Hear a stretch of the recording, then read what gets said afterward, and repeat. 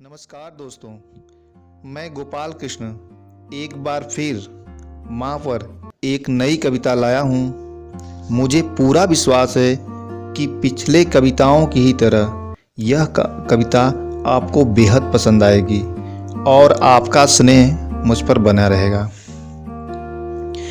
हम माँ को अपने अपने भाषा में अम्मी, मम्मी, मदर, मॉम चाहे जिस तरह लिखें, लेकिन मैं यही कहूँगा कि इन सब के बावजूद माँ तो सिर्फ एक माँ होती है और कुछ नहीं होती है।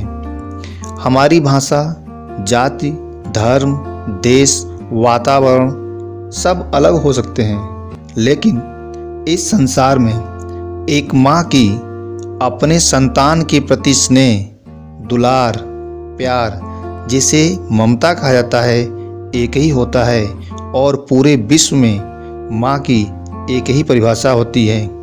तो आइए कविता को सुनते हैं और कविता का आनंद लेते हैं। अगर यह कविता आपको पसंद आए तो आप अपने दोस्तों में शेयर करें और चैनल पे पहली बार सुन रहे हो तो उसको सब्सक्राइब करें। धन्यवाद।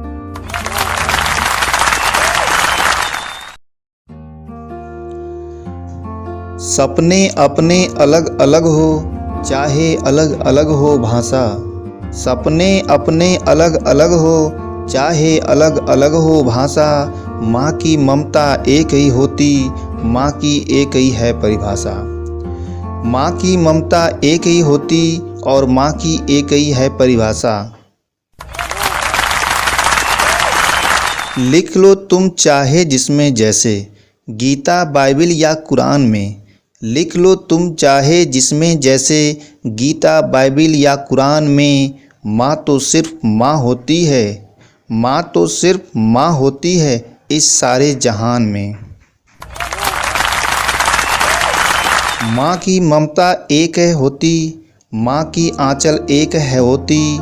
माँ की ममता एक है होती, माँ की आंचल एक है होती। माँ की लोरी एक ही होती, माँ की लोरी एक ही होती।